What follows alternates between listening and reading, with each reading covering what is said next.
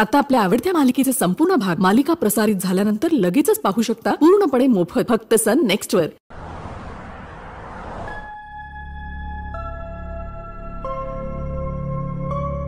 राना गाढ झोप लागली। आय फील की त्यांना आता बरं वाटत असेल, so don't worry. Arpita, Gautam sir केवढे सेन्सिटिव्ह आहेत नाही? युवराज, बाबांना जर लवकर घरी घेऊन जाता आलं तर बरं होईल ना। आई आजी त्या दोघी जवळ असतील ना तर बाबा लवकर रिकवर होतील। Good morning. बाबा कसं आहे? बरेच आता।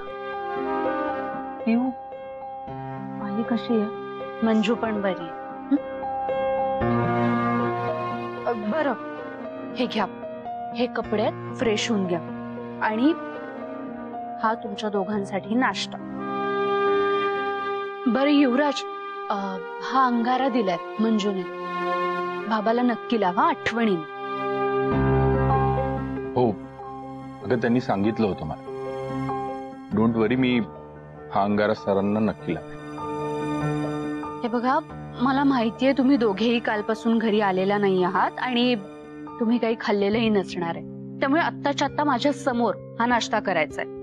नाही, आम्ही खातो, पण अर्पिता नंतर तू प्लीज घरी जा, ऐक माझं। अरे पण मी अर्पिता ग, हे बघ, तसंही गौतम सरांना डिस्चार्ज मिळेल लवकरच। तू एक काम कर, तू घरी जा, रेस्ट घे आणि आईची काळजी घे। ठीक आहे, मी जाते घरी। नाही नाही, आधी नाश्ता करायचा आणि मग आम्ही दोघी जाऊ। हो अगं, पण इथे चालेल ना खाल्लेलं? हो, काही प्रॉब्लेम नाही, चालेल।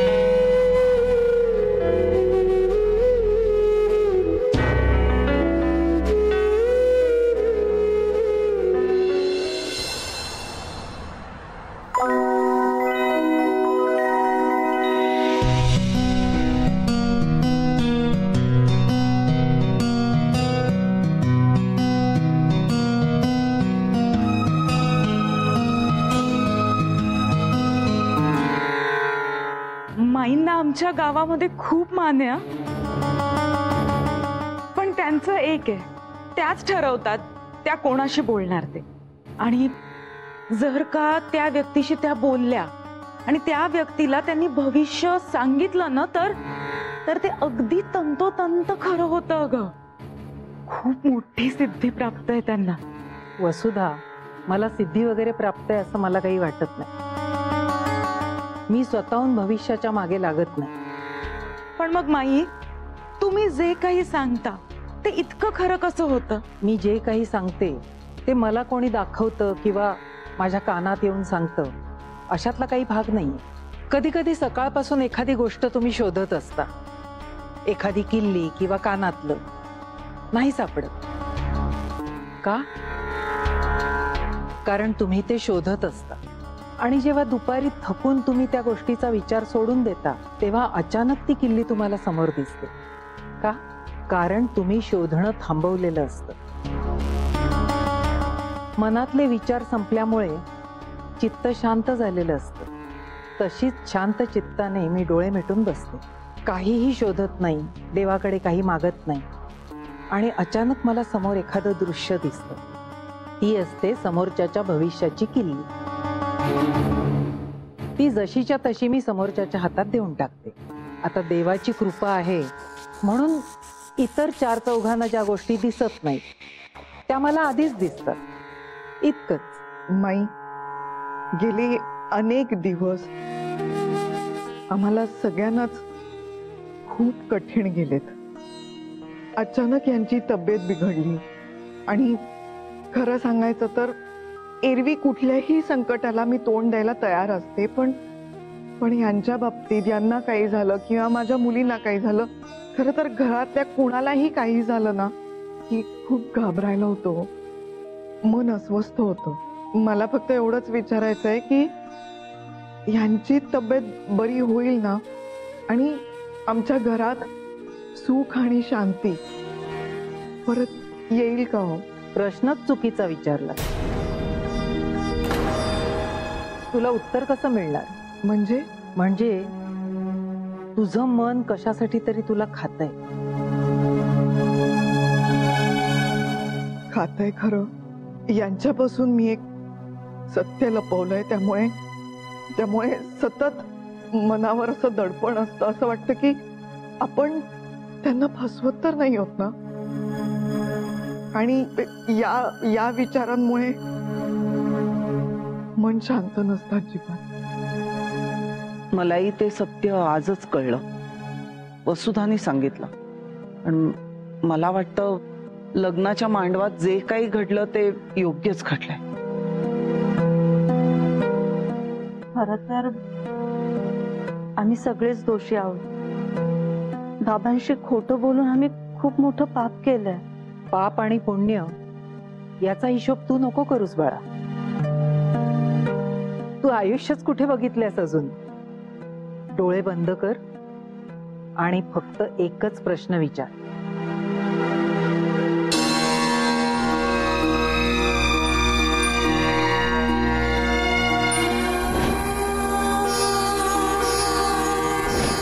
यांना सगळं खरं सांगितलं तर यांचं मन शांत होईल का? किंवा आमच्या घरातली शांतता परत येईल का?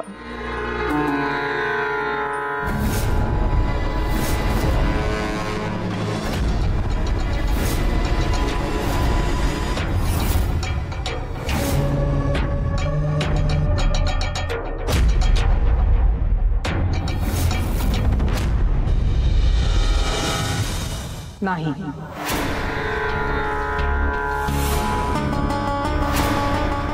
ते आता शक्य नाही.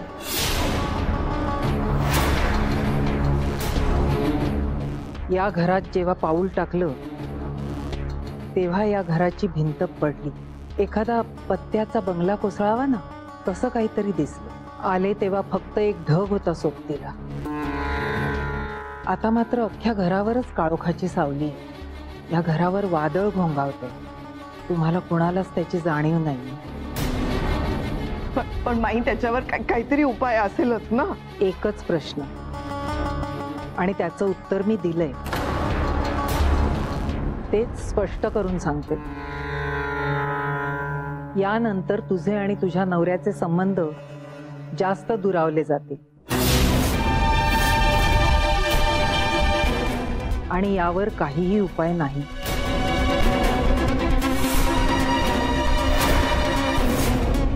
एका जन्मात 3 जन्माचे भोग भोगतेस तू.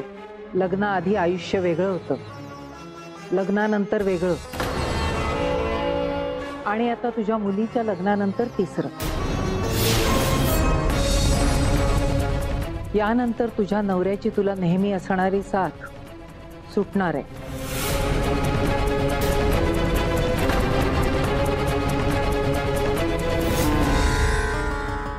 माई, असं म्हणू नका ना. हे बघा, माझ्या नवऱ्याचा जो काही राग आहे त्याच्यामुळे त्यांना स्वतःला त्रास होतोय, आम्हाला सगळ्यांना त्रास होतोय. त्यासाठी काहीतरी उपाय असेल म्हणून तर आम्ही तुमची मदत मागतोय ना.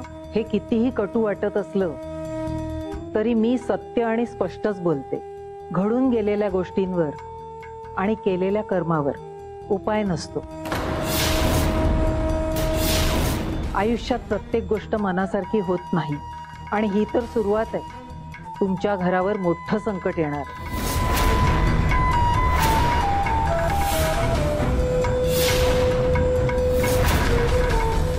एक मिनिट, माझा या सगळ्यावर विश्वास नाहीये. म्हणजे पुढे काय घडणार आहे हे जर आधीच कळलं असतं कुणाला तर जगात प्रॉब्लेम्सच उरले नसते ना. तर सगळ्यांनी त्यावर सोल्युशन्स काढले असते. भविष्य आपल्याला बदलता येत नाही बाळा, पण ते जाणून त्यासाठी आपण तयार राहू शकतो. आणि तू विश्वास ठेव किंवा नको ठेवस, पण घडणारी गोष्ट अटळ आहे. असं कुठलं एवढं मोठं संकट येणार आहे हो? भविष्यातल्या काही वाटा धुसर असतात, त्यावर जसजसे आपण पाऊल टाकत पुढे जात राहतो ना, तसतसं ते धुकं कमी होत जातं. त्याआधी त्या वाटेचा अंदाज नाही येत. नियतीने आखून दिलेल्या त्या मार्गावर चालत राहणं, प्रवास करणं इतकंच आपल्या हातात असतं.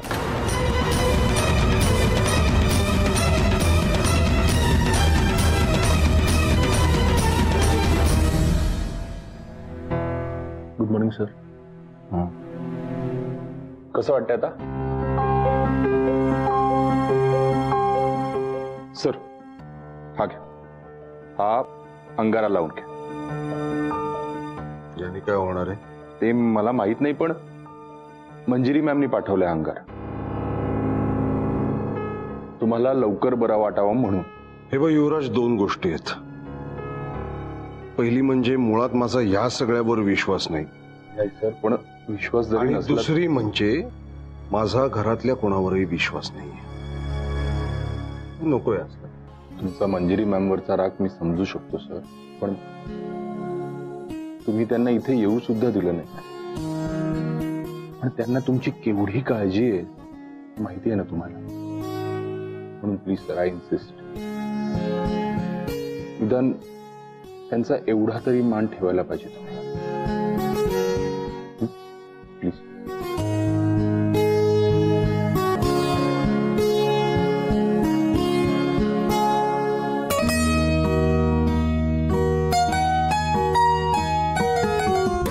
तुझं हे ऐकलं मी आता. माझा ऐक, मला फोन दे जरा तुझा. कशाला फोन दे, खानविलकरांशी बोलायचं ते.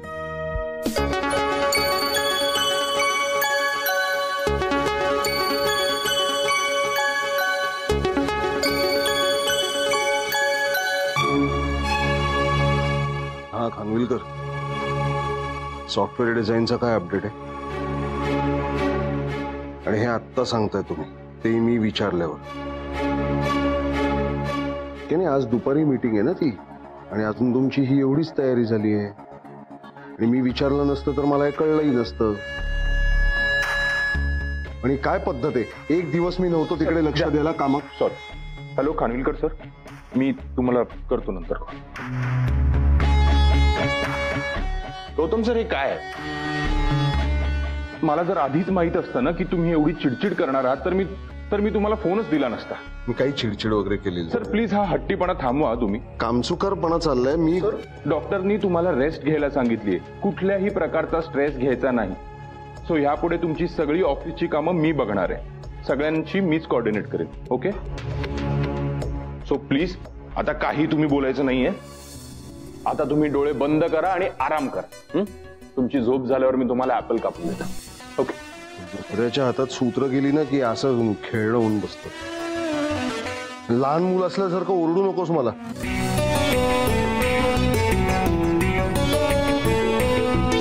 तुम्ही आराम करा, मी आलोच. खानविलकरांची टच मध्ये राहा. येस. शुभम भवतु. येते मी.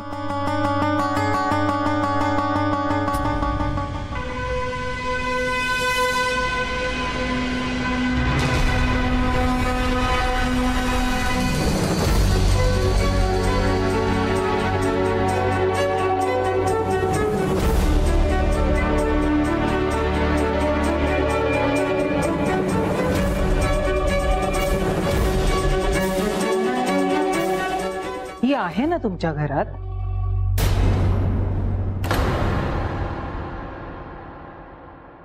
मग तुम्हाला काळजी करायची काही गरज नाही. ही या घराची शक्ती आहे.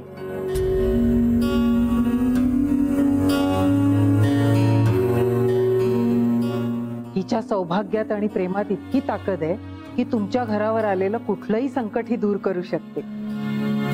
पण माई, अहो, शुभिताईला जाऊन अनेक वर्ष झाली आहेत. ती गेली आहे ते परत येण्यासाठी. हिला या घरात परत येण्याची इच्छा आहे हे कळतंय मला.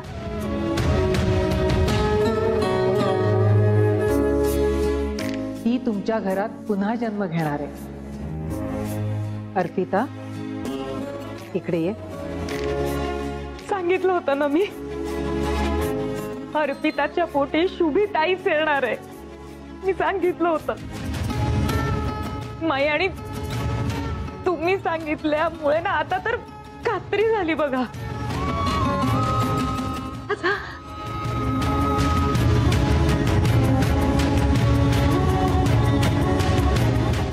अर्पिता, बाळा, तुझ्यावर खूप मोठी जबाबदारी आहे. या घराचं भविष्य आता तुझ्या हातात आहे. सगळ्यांची काळजी घे. येते मी. कुणी मला सोडायला येऊ नका.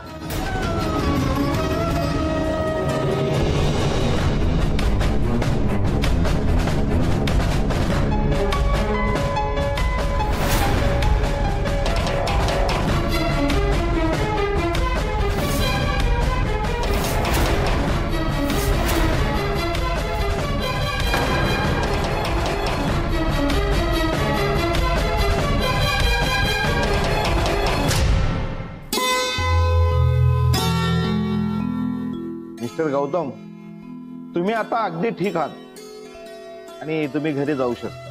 थँक्यू.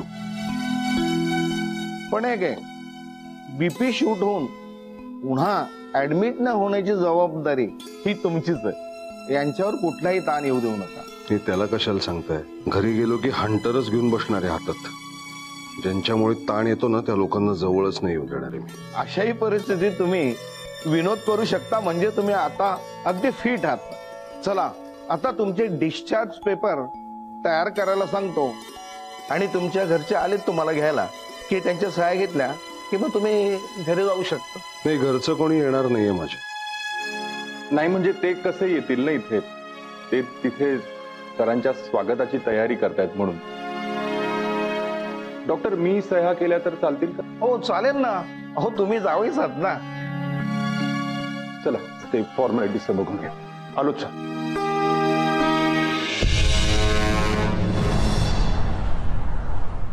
मंजू, हे बघ, माईंनी जे काही सांगितलं त्यावर जास्त विश्वास ठेवू नकोस. ते जास्त मनावर घेऊ नकोस.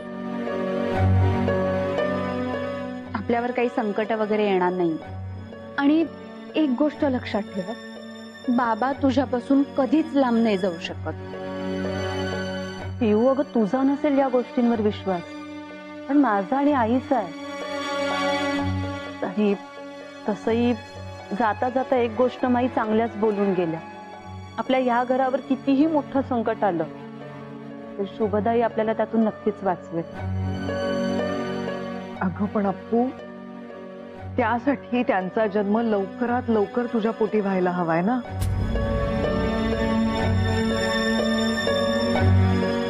आम्हाला सगळ्यांना असं वाटलं होतं की तुझा आणि युवराजचा संसार अगदी सुरळीत सुरू झालाय.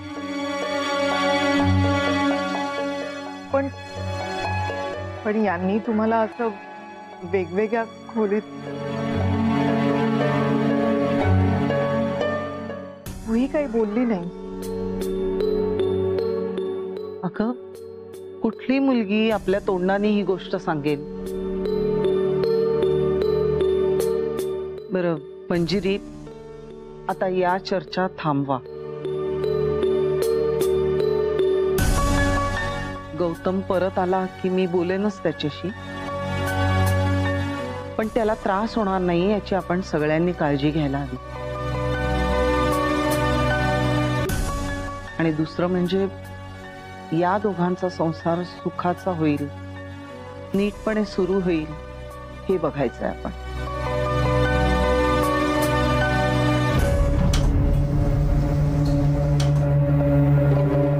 यस.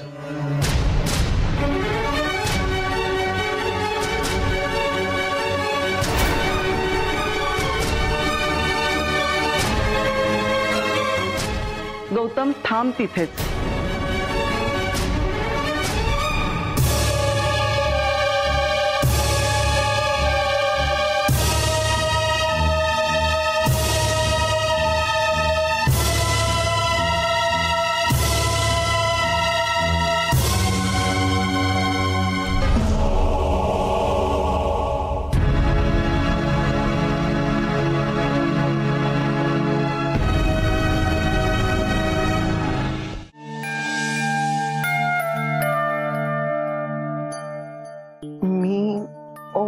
तर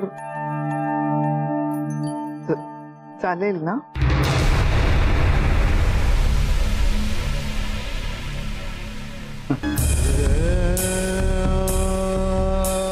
ऍक्च्युली आता ना तुम्ही कोणीच उगाची परवानगी मागण्याची नाटकं वगैरे नका करू. कारण होतं कसं, एखाद्या गोष्टीच्या बाबतीत मी नाही म्हटलं असेल तरी तुम्ही रेटून ती गोष्ट करताच, म्हणजे मनमानी चालतेच तुमची, तर मग कशाला उगाच काय हवं ते करा.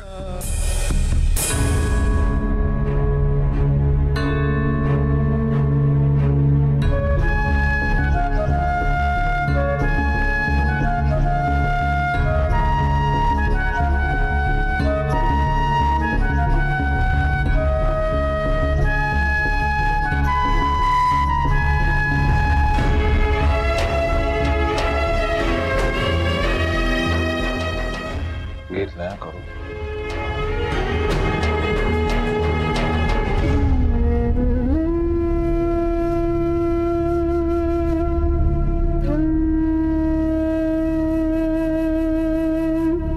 शुभी आलोय ना.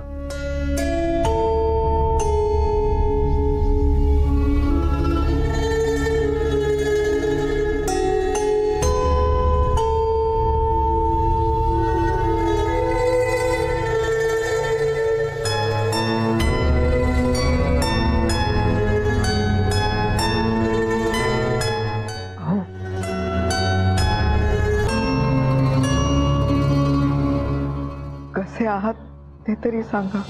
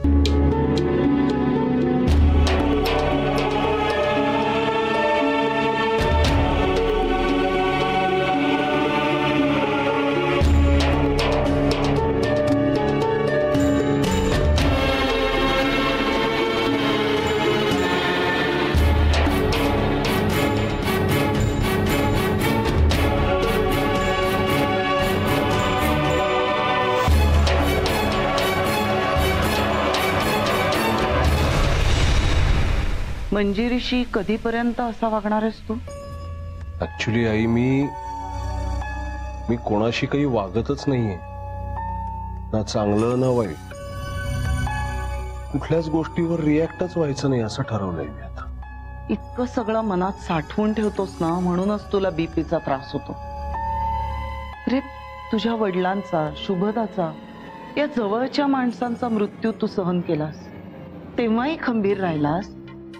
मग आता काय झालंय असं नाही की ही जवळची वाटणारी माणसं कशी आहेत हे कळल्यामुळे ना खूप एकटं पडल्यासारखं झालंय. नाही, तू एकटा नाहीयेस. आम्ही सगळे तुझ्या बरोबर आहोत. अरे, आपल्या कुटुंबाची, कंपनीतल्या शेकडो माणसांची जबाबदारी आहे तुझ्यावर. तुला काही झालं तर आमचं काय होईल याचा विचार केलायस तू? एक लग्न तुझ्या मनाविरुद्ध झालं म्हणून स्वतःच्या हाताने उभा केलेला हा डोलारा कोसळू देणार आहेस तू? झालं ते झालं. या लग्नाचा स्वीकार कर, तरच आपल्या घरात पुन्हा सुख येईल. मी माझ्याकडून सांगण्याचा प्रयत्न केलाय, विचार कर.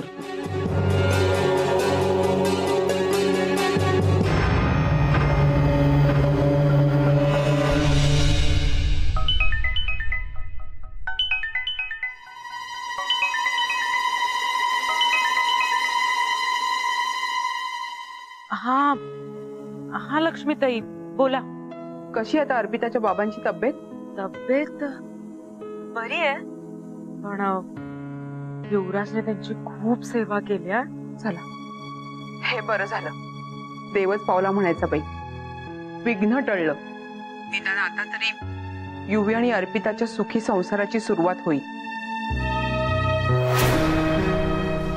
आमच्या यांची परवानगी असती ना तर मला माझ्या सुनेचे खूप लाड करायचे होते हो. देव करो आणि ती वेळ लवकरच येऊ. पण त्याआधी ना भिकाजीरावांचा राग शांत व्हायला हवा ना. खरं सांगू का, मला तुम्हाला सुद्धा आमच्या घरी जेवायला बोलवायचंय. साडी चोळी द्यायची. हो अहो, कारण केवळ तुमच्या आणि तुमच्यामुळेच युवी आणि अर्पिताचं लग्न होऊ शकलं. तुम्ही तुमच्या भावाला बोलावलं आणि त्याने ऐन मुहूर्ताच्या वेळी प्रियाला खोलीत डांबून ठेवलं ना, तेव्हाच माझी खात्री पटली होती की अर्पिता आणि युवीचं लग्न तुम्हीच लावून देणार म्हणून. तो प्लॅन फसला खरा, पण शेवटी सगळं काही आपल्या मनासारखं झालं नाही. पण लक्ष्मीताई, युवराज आणि अर्पिता यांचं एकमेकांवर प्रेम होतं हे भाऊजींना कळता कामा नये. हा छे, तुम्ही अजिबात काळजी करू नका. या कानाची खबर त्या कानाला होणार नाही. अर्पिता आणि युवीचं एकमेकांवर प्रेम होतं हे कुणालाही कळणार नाही. बरं, तुम्ही गौतमरावांची काळजी घ्या. हा, ठेवते मी फोन.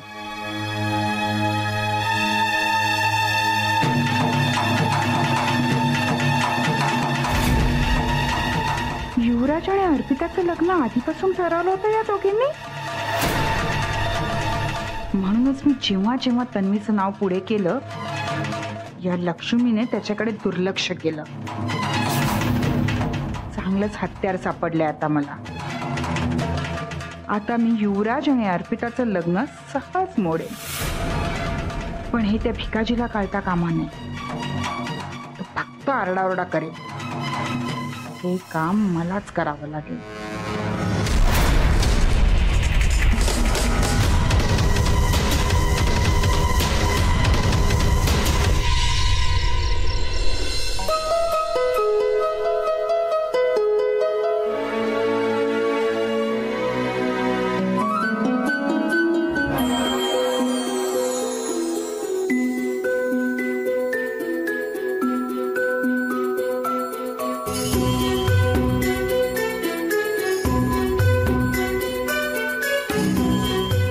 बायको, तू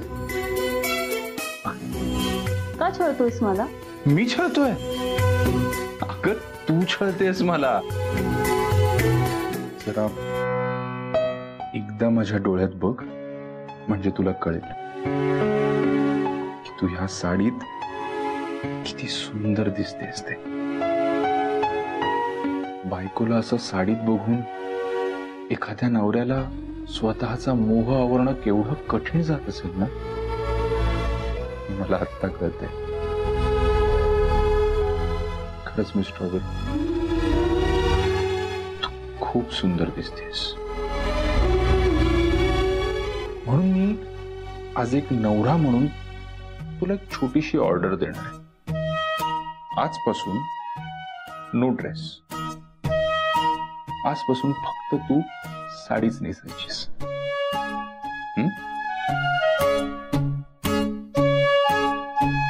ऑर्डर कॅन्सल. मी उद्यापासून ड्रेस घालेन. अगं तू नेहमी माझ्या वाकड्यातच का जातेस ग? मी तुला सांगितलं ना मी स्ट्रॉबेरी, मला आवडतं तुला असं साडी. का छळतोयस मला? का डिस्टर्ब करतोयस? सॉरी. शिवराज, हा खूप छान वाटतंय. हा बरे होऊन घरी परत आले. मला असं वाटतं ना अर्पिता की तुझे बाबा असे आपल्यामध्ये असे भूतासारखे करत असतात. यू नेव्हर नो, आता इथेच कुठेतरी असतील.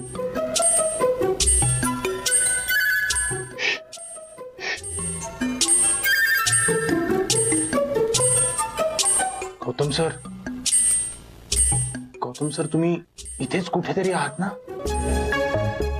हे बघा सर, अहो मी तुमच्या मुलीच्या रूम मध्ये नाही गेलोय. मी इथे फक्त किचन मध्ये येऊन तिच्याशी रोमॅन्स करतो. युवराज, मी उद्यापासून ड्रेस घालेन. मी उद्यापासून ड्रेस घालेन. अगं पण सर, सर युवराज, बाबांची थट्टा नाही. तसंही आता बाबांचं सगळं पथ्य पाणी मी बघणार आहे.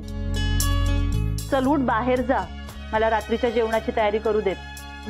जेवण काय होत असतं. मला एखादं गरमागरम सूप मिळू शकतं का ग बायको? बघावं तेव्हा तेच विचार ना तुझ्या डोक्यात. दुसरं काही सुचत नाही का तुला? अरे येतं ना. सूप मध्ये पण किती व्हेरिएशन्स असतात बघ. क्लिअर सूप असतं. पुरे पुरे बाज झालं.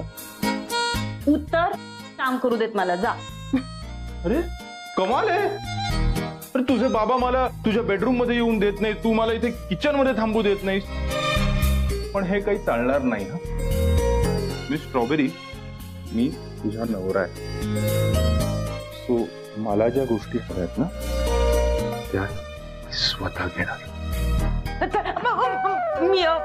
मी नाही का, मी काही नाही बघितलं, मी मी जाते. मावशी अगं ते नाही, मी ना ते जेवण तयार झालं की नाही बघायला आले होते. मी जाते. मावशी मावशी अहो जेवण होईल की तयार? नाही खरं तर ना मला सूप प्यायची इच्छा होती, म्हणून मी इथे आलो. अर्पिताला सांगितलं सूप बनवून दे, पण हो ती माझं ऐकतच नाही. तुम्ही सांगा ना तिला. काय ग अर्पिता, हा तू सूप मागतोय ना, मग दे ना. भूक लागली असेल का त्याला म्हणून मागत असेल. आणि असंही सूप बनवायला किती वेळ लागतो. हा दे दे.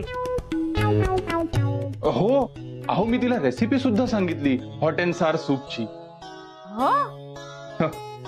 मला सांगा, एखाद्या नवऱ्याला जर सूप प्यायची इच्छा होत असेल तर मग त्याच्या बायकोनी ते करून द्यायला नको का?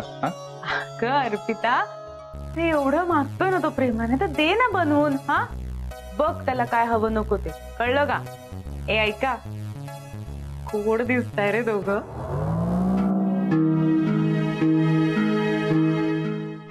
कोणाची दृष्ट नको लागायला.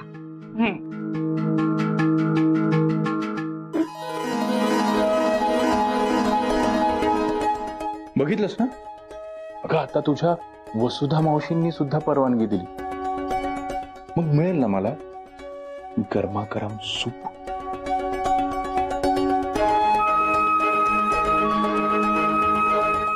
मी स्ट्रॉबेरी अगं, तुझ्या बाबांच्या कोर्ट ऑर्डर नुसार मी आज सुद्धा तुझ्या खोलीत येऊ शकत नाही, म्हणून मला ह्या क्षणांच्या आठवणी चोरू दे की. तसही अख्खी रात्र मला ह्या आठवणींवरच तर काढायची.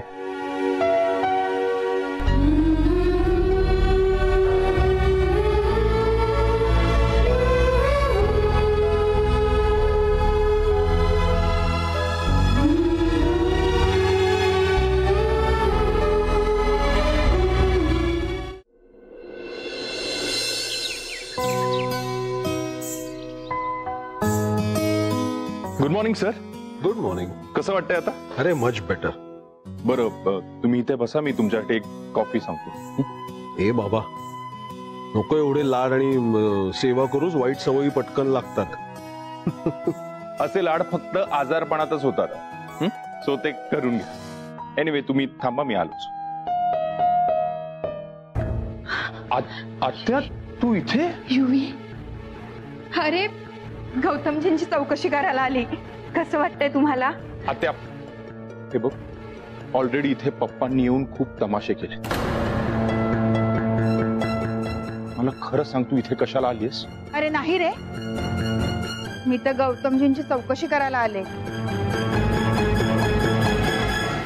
तुझे बाबा जे वागले ना ते मला अजिबात आवडलेलं नाहीये. मी ओरडले त्याला. खरं सांगायचं तर तुझं आणि अर्पिताचं लग्न झालेलं मला सुद्धा आवडलं नाही. पण आता काय करणार, लग्न झालं ना, त्याला आपण काहीच करू शकत नाही. मी म्हंटल गौतमजींच्या प्रकृतीची चौकशी करते. खरं तर तुझ्या आईला सुद्धा यायचं होतं, पण तुला तुझ्या पप्पांचा स्वभाव माहिती आहे ना कसा आहे तो. अगं आत्या पण इथे यायची काय? युवराज बस.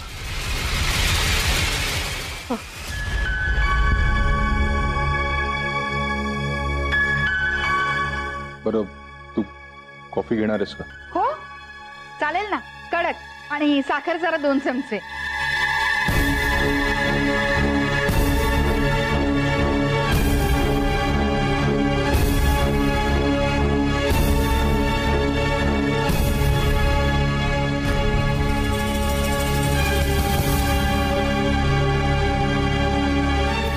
कसं वाटतंय तुम्हाला? नाही, आम्ही सगळे खूप काळजीत होतो. आमचा दादा जे वागला ना, त्याबद्दल मी माफी मागते तुमची. ठीक. नाही, आपले घरातलेच असे वागले तर बीपीचा एवढा मोठा अटॅक येणं स्वाभाविकच आहे ना. असं वागले म्हणजे कसे वागले? आता काय सांगायचं आणि कसं सांगायचं? काय आहे ना, हल्ली कोणावर कसा विश्वास ठेवायचा तेच समजत नाही. तुम्ही काही कामाने आलायत का? नाही, आपला सहज काळजीपोटी हो, फक्त काळजीपोटी. ऐन मांडवात युवराजचं आणि अर्पिताचं लग्न होणं हा निव्वळ योगायोग नव्हता. वसुधाताईंनी हा प्लॅन केला होता आणि ह्या प्लॅन मध्ये तिने आमच्या भोळ्या भापड्या लक्ष्मी वहिनीला सुद्धा सामील करून घेतलं. काय आहे ना की लक्ष्मी वहिनीला ना अर्पिता पहिल्यापासूनच आवडत होती, म्हणून ती पण या कटात सामील झाली. आता बघा ना कसा योगायोग आहे की वसुधाताईंनी गावावरून त्यांच्या भावाला बोलवलं, तो आला आणि ऐन लग्नाच्या मुहूर्ताच्या वेळेस त्यांनी प्रियाला खोलीमध्ये लॉक करून ठेवलं. वसुधाताईंनीच प्रियाला सांगितलं असेल की तुझ्या प्रियकराला बरोबर मुहूर्ताच्या वेळेस इथे आण. काय हो, हे एवढं सगळं वसुधाताई एकट्या करू शकतात? नाही, म्हणजे तुमच्या घरातल्यांचा कोणाचा तरी पाठिंबा असलाच पाहिजे ना त्याला, हो की नाही? मला आता स्पष्टपणे कळलं तुम्ही का आलाय ते. आता मी जे काही सांगतोय ते नीट ऐका आणि समजून घ्या. पहिली गोष्ट, तुमच्यावर माझा अजिबात विश्वास नाही. दुसरी गोष्ट, हो, माझ्या कुटुंबातल्या माणसांनी माझी काहीशी फसवणूक केली, पण अशा पद्धतीने माझी माणसं माझ्याशी खोटं वागणार नाहीत. राहिला प्रश्न वसुधानी काय केलंय त्याचा, तर मुळात तिला मी माझ्या कुटुंबातली मानतच नाही. त्यामुळे ती जे काही करते त्याचा संबंध माझ्या कुटुंबातल्या माणसांशी लावायला जाऊ नका प्लीज. निदान हे तरी मानता ना की हे सगळं वसुधा करू शकते? नाही, तुमच्या मनालाच विचारा ना.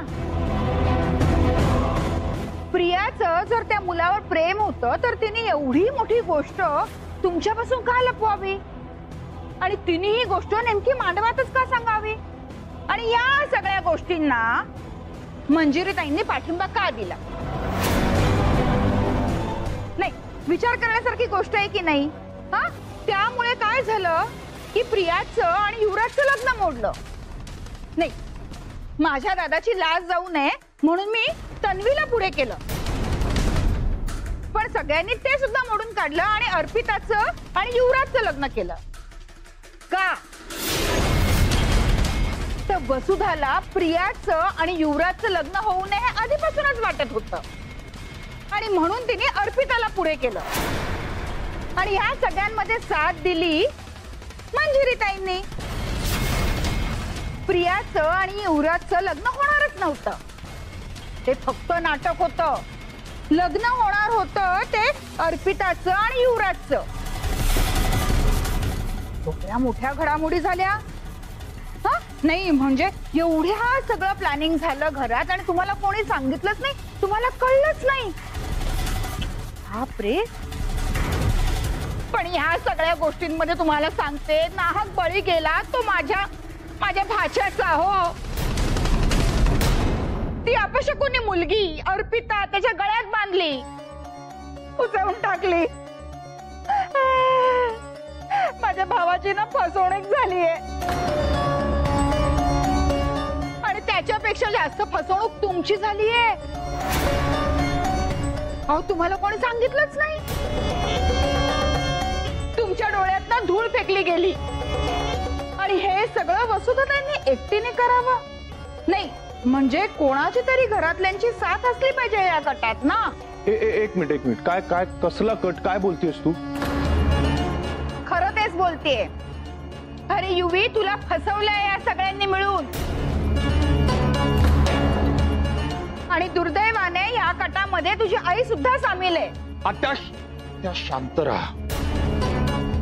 माझं आणि तन्वीचं लग्न होऊ शकलं नाहीये ना म्हणून तू इथे येऊन असा राग करतेस हे मला माहितीये. नाही तरी मला शंका आलीच होती. तू एवढी इथे आलीस म्हणजे काहीतरी वाईट हेतू घेऊनच आली असणार. आत्या आय रिक्वेस्ट यू, सरांची तब्येत अजूनही बरी झालेली नाहीये म्हणून तू प्लीज इथे येऊन आम्हाला त्रास देऊ नकोस. प्लीज निघ.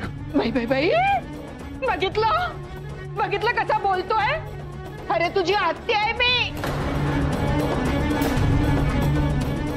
अरे एवढा लहान होतास तू, लहानाचा एवढा मोठा केला. आत्या तू प्लीज इथून निघ. थोडा वेळ थांबू दे त्यांना.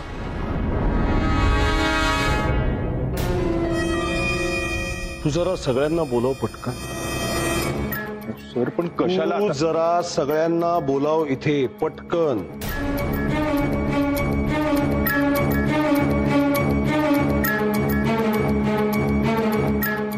मंजिरी मॅम, प्रिया, प्लीज सगळ्यांनी इथे या लवकर.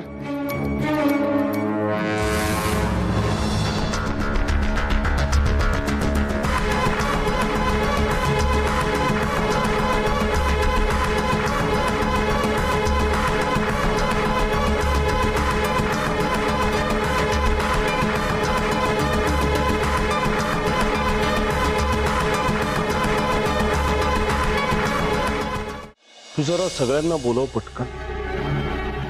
सर पण कशाला? तू जरा सगळ्यांना बोलाव इथे पटकन. मंजिरी मॅम, प्रिया, प्लीज सगळ्यांनी इथे या लवकर.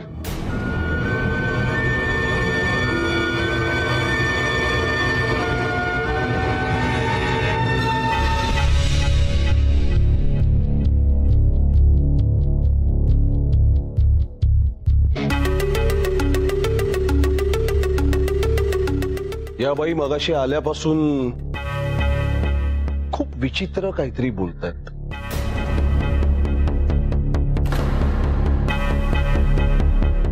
त्यांचं असं म्हणणं आहे की मुळात प्रिया आणि युवराज यांचं लग्न होणारच नव्हतं.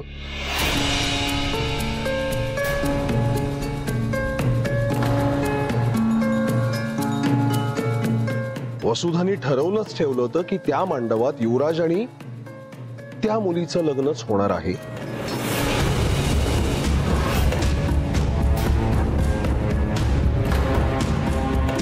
त्यानुसार हा सगळा कट रचला गेला आणि हे सगळं या घरातल्या कोणाला तरी माहिती होतं आधीपासून.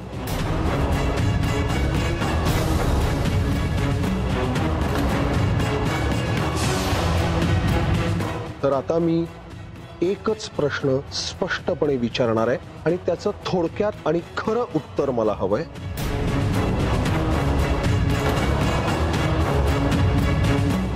या बाई जे काही सांगताय ते खरं आहे की खोटं?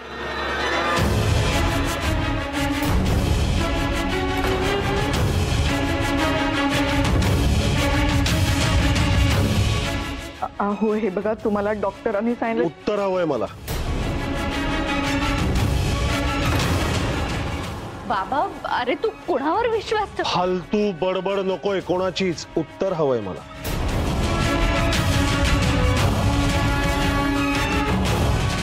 गौतम, आपण या विषयावर नंतर बोलूया.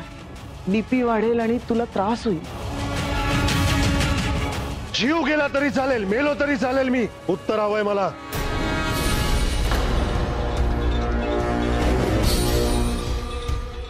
मंजिरी ताई,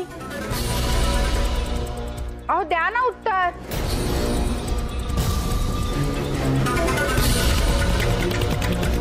काय झालं? उत्तर द्या.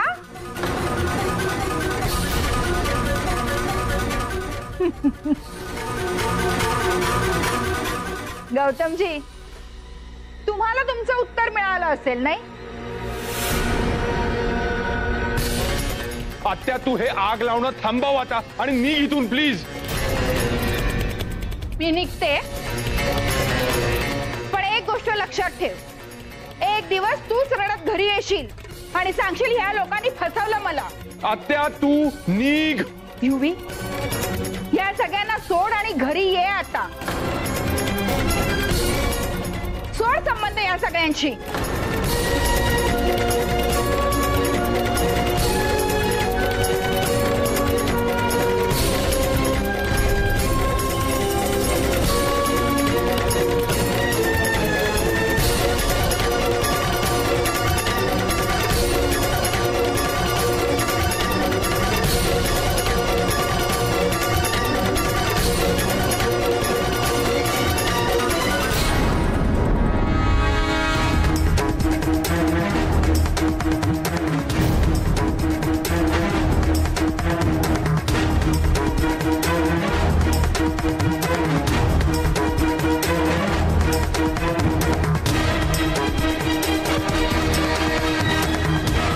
मंजिरी,